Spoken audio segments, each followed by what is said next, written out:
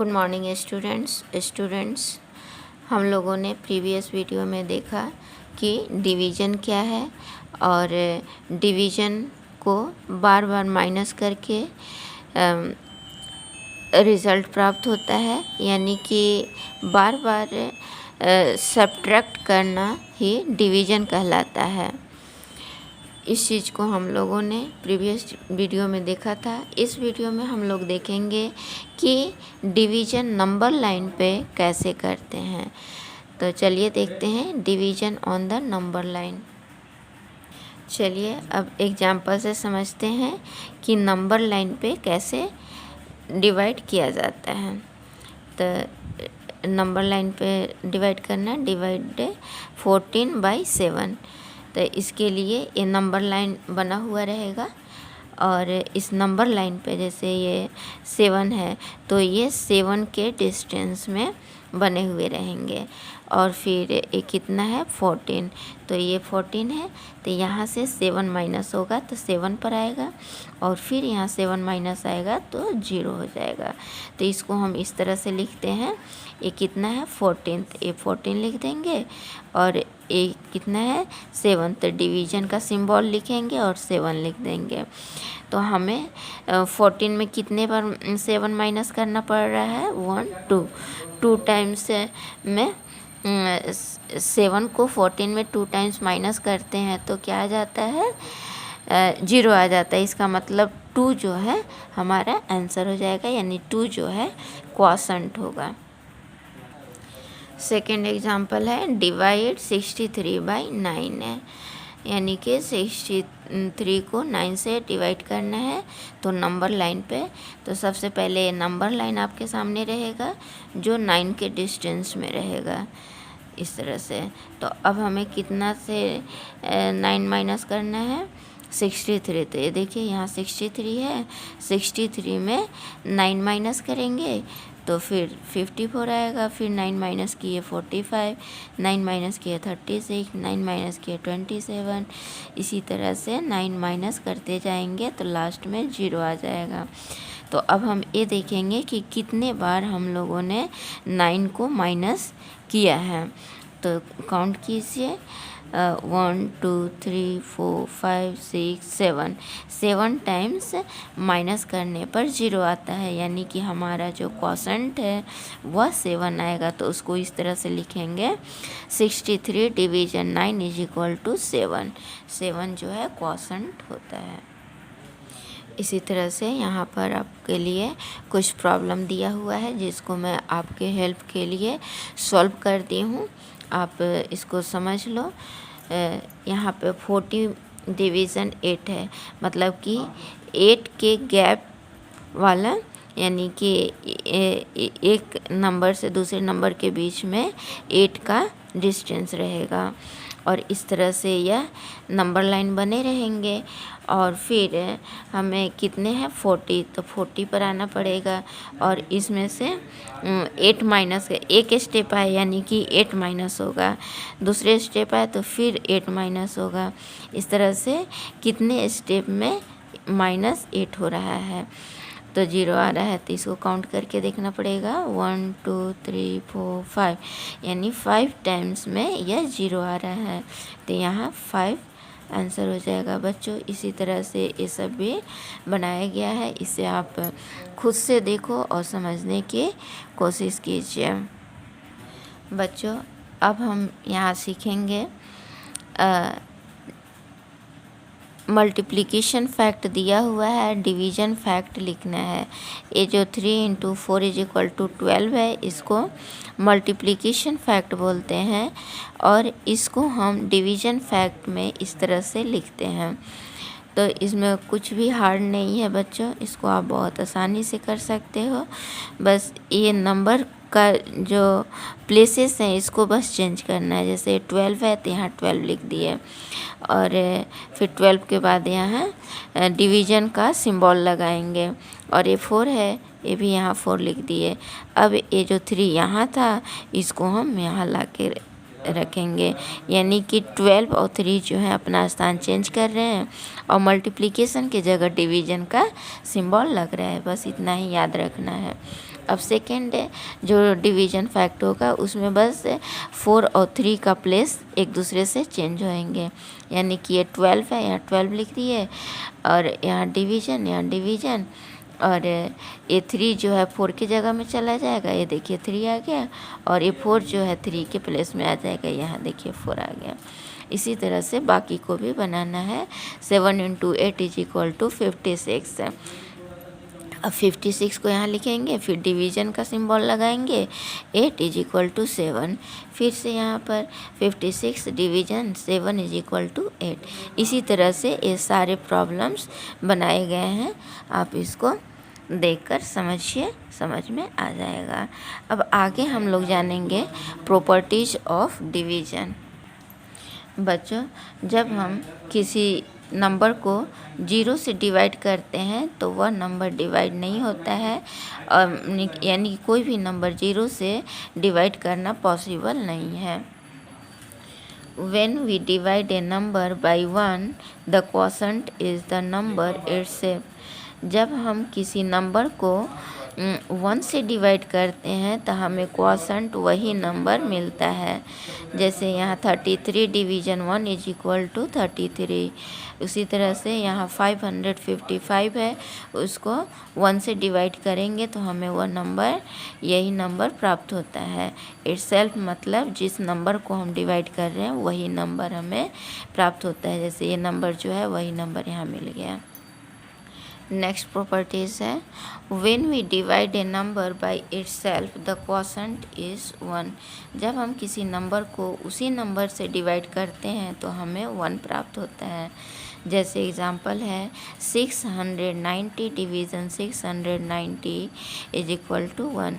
ये जो नंबर है इसी नंबर से जब हम डिवाइड करते हैं तो हमें 1 प्राप्त होता है। फिर उसी तरह से देखिए 507 को डिवाइड करते हैं इसी नंबर यानी कि 507 से, तो हमें 1 प्राप्त होता है। फोर्थ है, when we divide 0 by a number the quotient is 0।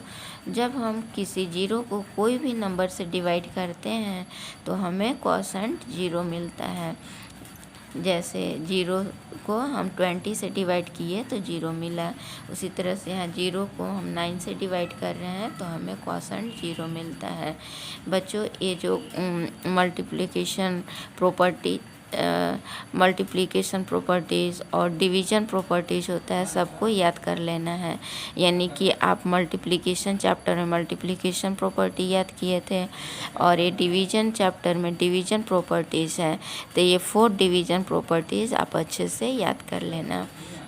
अब इसी के बेस पर कुछ प्रॉब्लम दिए गए हैं। Fill in the empty boxes. देखिए हम लोगों ने देखा था किसी भी नंबर को 1 से डिवाइड करते हैं तो वही नंबर हमें प्राप्त हो जाता है। तो यहाँ 67 डिवीज़न 1 = 67 हो गया। फिर यहाँ उसी तरह का ये भी प्रॉब्लम है और ये भी सेम है। अब यहाँ देखिए 0 डिवीज़न 640, यानी कि 0 को किसी भी नंबर से डिवाइड करते हैं तो हमें क्या मिलता है, 0। तो ये भी हम लोगों ने पहले देखा था।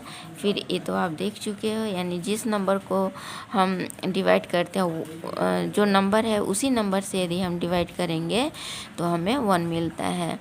जैसे 247 है, 247 को 247 से डिवाइड करते हैं तो 1 मिलता है।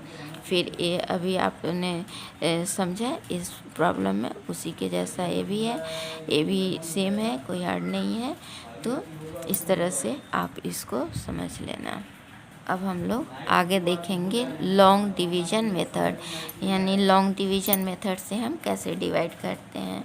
तो एग्जांपल है डिवाइड 24/6 है, 24 को 6 से डिवाइड करना है।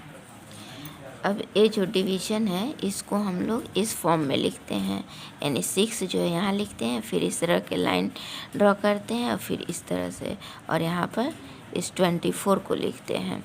तो अब हम डिवाइड कैसे करते हैं। तो बच्चों, सबसे पहले डिवाइड करने के लिए आपको टेबल सीखना होगा।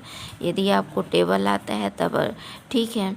अब इस 6 से हम 24 में डिवाइड करते हैं।